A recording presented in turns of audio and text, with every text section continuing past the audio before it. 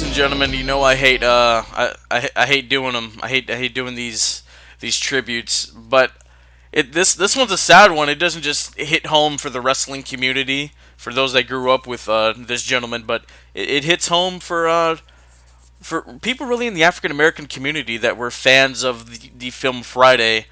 Tommy Tiny Lister Jr. passed away yesterday at the age of 62 years old.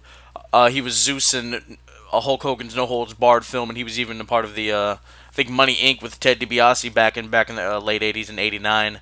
And but I mean his most notable role was the neighborhood bully Debo in Ice Cube's Friday, the movie that came out in 1995. But I'm not doing this tribute alone.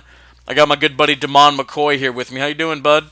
I'm kind of down doing this interview, doing this because I mean, come on, you're talking about an icon, not just even in the movie, industry, just all around, just a great dude, man. Yeah, I mean, absolutely. I've heard people tell stories about like seeing him in person or whatever, and he'll be cool with them. I even saw like some videos of it was recent too. It was really recent. They saw him on the street and he was like hugging him or whatever, and putting him in a headlock. Give me your chain, fool! Like he was being Debo.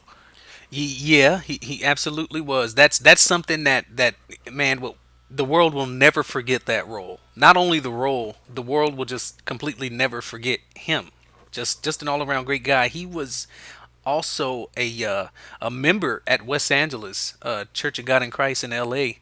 under the leadership of Bishop C.E. Blake. And I remember watching him and Chris Tucker do a skit at one of their Christmas programs. And I mean, Yeah, I saw that too. I know what you're talking about. yeah, just seeing that lifted my spirits. Just watching that video. Absolutely, man. I mean, the first time I ever saw Friday was at his house.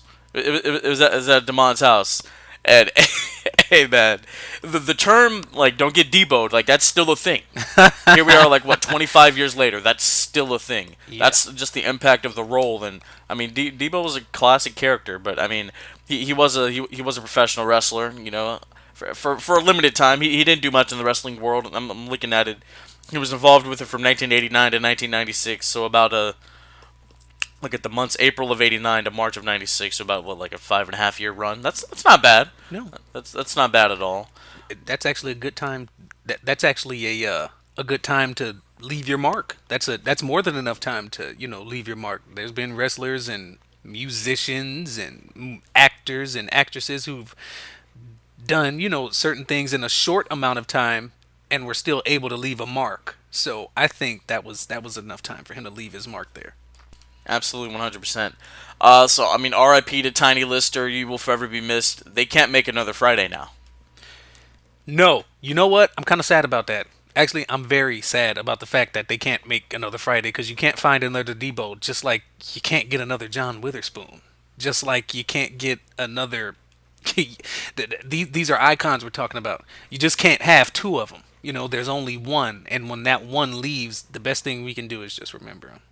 Absolutely, man. I mean, because Pops is gone, Yvette Wilson's gone, Bernie Mac is gone.